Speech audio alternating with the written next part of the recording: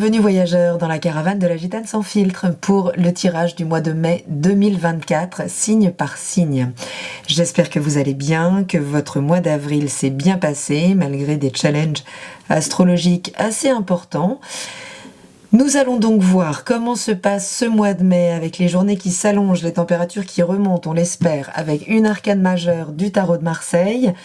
On va aller voir par secteur de vie avec le Radiant Rider-Waite, donc votre état d'esprit, votre vie émotionnelle, votre vie matérielle et créative, auquel j'ajouterai un conseil de l'oracle de la vie intérieure, puis un message supplémentaire de l'oracle des clés du destin, et ensuite, pour finir, un petit mantra de l'oracle joie, love et énergie pour ce mois de mai. Je vous retrouve tout de suite pour la lecture de vos énergies. Bienvenue, chers amis du signe du Gémeaux, pour ce mois de mai 2024, qui se fera avec l'énergie du pape. Le pape va vous demander pendant ce mois, je découvre le tirage avec vous, pendant ce mois de vous réaligner, de réaligner vos valeurs, vos pensées, vos systèmes intérieurs et l'application concrète dans vos vies. Il y a quelque chose qui doit se réaligner ce mois-ci, les Gémeaux, pour pouvoir avoir une vision beaucoup plus claire de ce que vous souhaitez être, de ce que vous souhaitez entreprendre.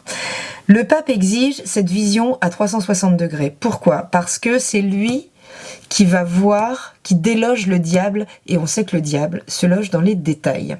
Donc ça va vous demander ce mois-ci à une grande clairvoyance, à ouvrir très très grand là, toute votre intuition, tout votre regard. Il y a quelque chose de très ancré qui permet une forme de vision à 360 degrés pour sentir à chaque fois qu'on va essayer de vous piéger, de vous soumettre à quelque chose, voilà. Donc c'est quand même un mois où on va vous demander d'être très vigilant, à rester bien ancré, bien rectiligne dans votre vision des choses, ou alors d'explorer cette vision, de vraiment pouvoir la voir de manière tellement nette que le chemin se dessine avec elle. Votre état d'esprit, c'est formidable, il est au reset. Voilà. Vous êtes prêt à faire table rase du passé. Il y a quelque chose avec cette énergie du fou, qui est donc l'arcane 0, on parle vraiment d'un reset, de réactualiser complètement son mindset ici, sa manière de penser, finalement on ose, on est à l'écoute justement ici de l'élan de ces pulsions, mais est-ce que vous allez réellement oser et n'allez-vous pas oser trop vite, puisque tout de suite vient s'opposer à vous le 8 de bâton. Et le 8 de bâton, c'est soit des limites que vous ne mesurez pas vous-même, que vous ne savez pas mettre, soit ce sont à vos désirs, donc, qui finalement vous embarquent dans des choses qui très vite vous dépassent, soit c'est une difficulté à saisir l'opportunité quand elle se présente dans votre vie. En tout cas, il y a une énergie très très rapide ici, qui débarque, donc en termes de rencontre, de nouvelles idées, de projets, qui va passer très vite et qui peut être assez challengeante, justement, parce que donc les bâtons, on parle bien de la sphère des désirs, et avec le 8, on est dans une forme de dépassement. On est un petit peu dépassé, justement, par ces désirs ici. Donc il va y avoir un équilibre, une certaine sagesse quand même à trouver, à équilibrer entre cette énergie tout feu, tout flamme qui finalement ne vous permet même pas la réflexion et vous fait suivre justement tout ce qui vient vous animer. Mais attention, vigilance quand même vraiment ici avec ce 8 de bâton, à ne pas aller trop vite, à ne pas être complètement guidé par son désir et à décoller finalement complètement de la rationalité des choses. Ok ? Donc on va aller voir tout de suite quel peut être le conseil là pour vous, pour ce mois de mai 2024, au niveau de votre état d'esprit. D'accord. Tic. On nous parle de la participation. La participation, il y a peut-être quelque chose de ça ici, puisque le reset peut se faire, voilà, vous pourriez avoir finalement envie de tout lâcher derrière vous pour ce reset, et de saisir la première opportunité un peu séduisante qui passe. C'est là où il y a quand même une vigilance. On vous dit, vous faites partie de système. Est-ce que vous lâchez tout comme ça? Est-ce que vous lâchez le bébé avec l'eau du bain? Je ne pense pas. On vous parle quand même de votre participation, de trouver votre place au cœur d'un système. Et de comprendre en fait comment vous alimentez, vous, votre mental, de quoi vous le nourrissez, puisqu'ici il y a assez peu de mental. Il y a finalement des événements qui nous dépassent et des désirs qui nous dépassent. Donc vigilance quand même au système auquel vous êtes attaché, que vous pourriez avoir envie là peut-être de laisser derrière vous parce qu'il y a une opportunité extrêmement séduisante qui se profile à l'horizon. On vous dit attention, ne lâchez pas tous vos systèmes et surtout, avec ce pape, vigilance. Vigilance puisque ce foule, donc le fou, hein, c'est celui qu'on traite de fou quand même en disant mais tu te rends pas compte, voilà. Donc c'est une belle énergie qui permet effectivement de renouveler complètement un certain secteur de votre vie, mais vigilance à ce que ces opportunités ne soient pas trop alléchantes, que ce ne soit pas finalement une opportunité que vous saisissez tellement vous attendez l'opportunité, du coup la première qui se pointe est la bonne. On vous dit vigilance aux détails, hein, vigilance aux détails parce que sinon, si ce 8 d'épée n'est pas, ce 8 de bâton, pardon, n'est pas abordé, vécu, intégré comme il faut, bah derrière, il y a très vite une forme d'amertume. Donc, voilà, vigilance à ne pas lâcher tous vos systèmes tout de suite, même si vous en avez envie. C'est très bien d'être dans cette énergie de reset, mais c'est un reset qui doit se faire au niveau du système mental, de la communication aussi. Hein, donc attention de ne pas jeter trop vite les choses dès que il y a un semblant d'espoir qui peut se pointer à l'horizon, quoi. Allez vraiment au détail, allez au cœur des détails, n'allez pas trop vite sur les choses pour ne pas vous faire piéger juste après. Au niveau de la vie émotionnelle, sentimentale, c'est plutôt sympathique, on a un page de pentacle.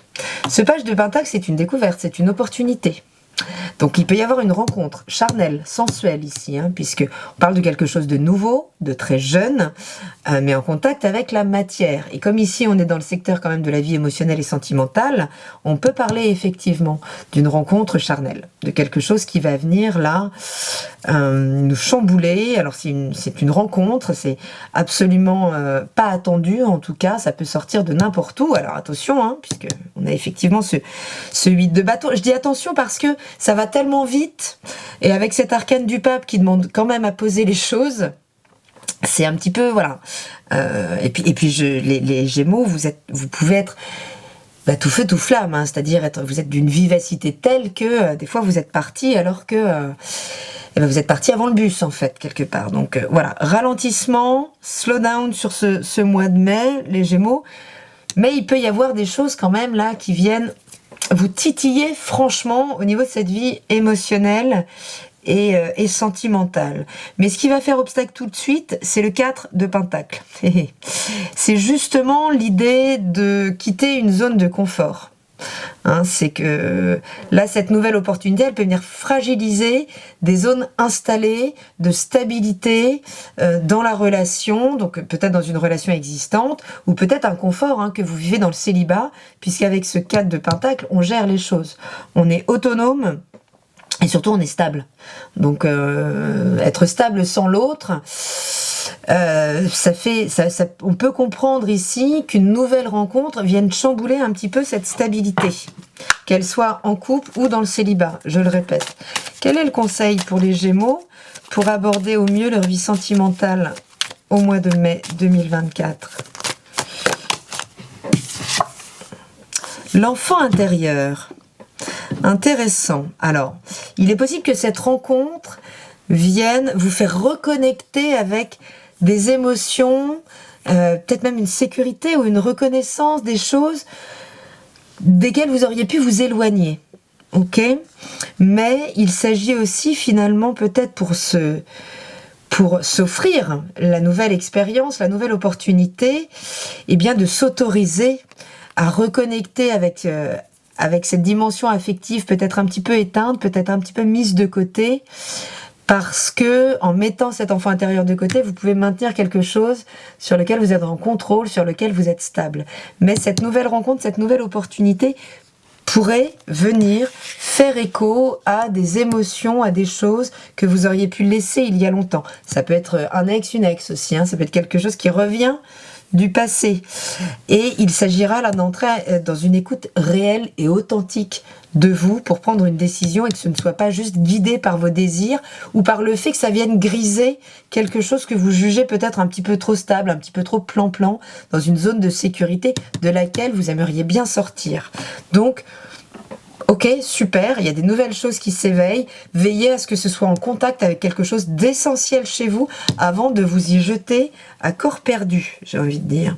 Au niveau de la dimension matérielle et professionnelle, très bien, on a un 3 d'épée là dans les aspects favorables qui nous parle de quitter une forme de souffrance qu'on se serait créée avec le mental ou la communication. Mais en tout cas, c'est des choses qu'on a pu tourner en boucle, des problématiques qu'on pu vraiment créer, des efforts, une forme de fatigue mentale, un épuisement psychologique ici, là, dont on est en train de s'éloigner. Formidable. Ça peut être aussi une association qui a pu être douloureuse, alors peut-être avec un taureau, ou un signe d'air, hein, ça peut être également un Gémeaux, Balance, Verseau, mais comme les taureaux ont également cette carte au même endroit de mémoire, vous pourriez la dépasser une situation professionnelle ou matérielle où il pouvait y avoir des enjeux de collaboration ou de tripartite. En tout cas, les choses se soulagent, on voit la lumière au bout du tunnel là-dessus.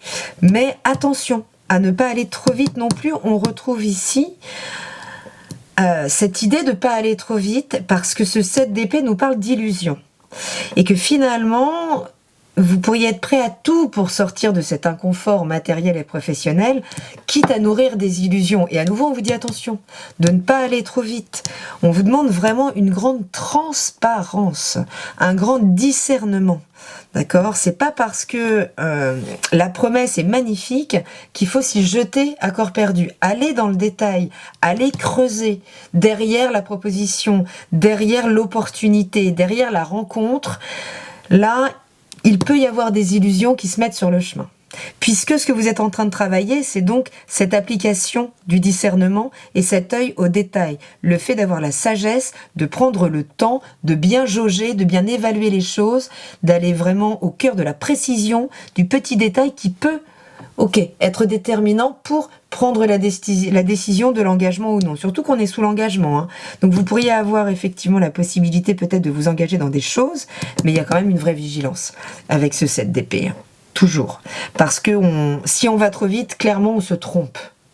Ok ? Donc c'est hold your horses là-dessus. Retenez un petit peu vos chevaux. Vous pourriez être très sollicité, il pourrait vraiment y avoir des choses chouettes pendant ce mois de mai, mais voilà, il y a une vraie vigilance à appliquer quand même sur tout ça pour ne pas, parce que vous êtes porté par cet arcane majeur du fou, c'est-à-dire que le mental, à un moment, il y a des choses qu'il a envie de laisser derrière. Et on n'en peut plus là de certaines situations, oui, mais ces situations-là, elles demandent quand même à être maturées, à être comprises, métabolisées pour pouvoir passer à l'étape suivante, relancer un nouveau cycle et ne pas aller trop vite parce que sinon le fou va faire un tour sur lui-même et il va se retrouver à la fin de ce nouveau cycle là qu'il est en train de créer face aux mêmes écueils qu'il connaît ici. Donc une vraie vigilance. Quel est le conseil pour les Gémeaux pour aborder ? Il y en a beaucoup des conseils, vous voyez. Il y a quand même beaucoup de conseils. Alors, on va mettre les choses en place. Donc, je veux une carte. Un conseil précis pour aider les Gémeaux dans leur vie matérielle et professionnelle pour ce mois de mai 2024. C'est celle-là, c'est celle-là. L'aide. On vous propose de l'aide peut-être ce mois-ci, ou alors on vous encourage à aller la chercher. Alors soit aller chercher l'aide pour se défaire d'une situation effectivement qui a été douloureuse, difficile au niveau professionnel, matériel ou financier, mais ça peut être tout simplement une main qui se tend. Mais alors, voilà. De toute façon, attention à tout, mais vous pourriez recevoir aussi une aide providentielle. Que vous appelez peut-être, avec cette grande ouverture là du fou qui est un petit peu prêt à tout. Mais de toute façon, alors cette tête qui peut venir, hein, d'une autorité, d'une figure plus sage, de quelqu'un qui représente la sagesse dans votre environnement immédiat, de ne pas hésiter à tendre la main si vous êtes bloqué dans une situation, ou même à aller confronter ces propositions, ces opportunités qui vont s'offrir, à aller les confronter à une autorité, à quelqu'un de plus sage, de plus distancié aussi, qui peut-être pourra, par son état de personnes plus expérimentées ou autres, va pouvoir vous poser un regard plus sage, aller voir justement le détail et vous apporter une aide concrète pour ne pas tomber peut-être dans certains panneaux qui pourraient vous être tendus, surtout si vous voulez aller très vite. D'accord? Donc vigilance quand même, vigilance. En ce qui concerne la vie créative, sexuelle et créative, la dimension feu, le désir dans votre vie, eh bien vous sortez d'une forme d'inertie là, d'inertie émotionnelle. Alors, on peut sortir de l'inertie émotionnelle pour aller vers du conflit, mais en tout cas, si votre vie émotionnelle était un petit peu ralentie, si elle était un peu en stand-by, les choses se relancent. On sort de ça. Si on se sentait isolé dans la relation, s'il y avait une problématique d'écoute, ok, on y va en tout cas. On se rouvre à ça. On ouvre son cœur à l'autre. On ouvre la communication, il y a peut-être un désir de communication justement dans cette dimension-là qui est importante et qui va pouvoir se faire. Mais, puisqu'il y a un mais, vient s'opposer quand même une figure, une arcane majeure, qui est celle du magicien, qui finalement dans cette position ne se sent pas toujours outillé, qui peut se maintenir dans une posture de petit écolier, de jeune élève qui attend justement que la figure sage vienne l'aider. En tout cas, il y a un cap qu'on a du mal à franchir ici. Mais il y a un désir de sortir là d'une zone qui nous est pénible, qui est lourde au niveau des émotions, au niveau du cœur. Mais à condition d'oser se lancer en finalement... en partant à partir de ce qu'on a. Donc, c'est-à-dire, il s'agit ici de reconnaître concrètement ce dont on est outillé, réellement, même si c'est pas parfait, pour pouvoir franchir le pas. D'accord?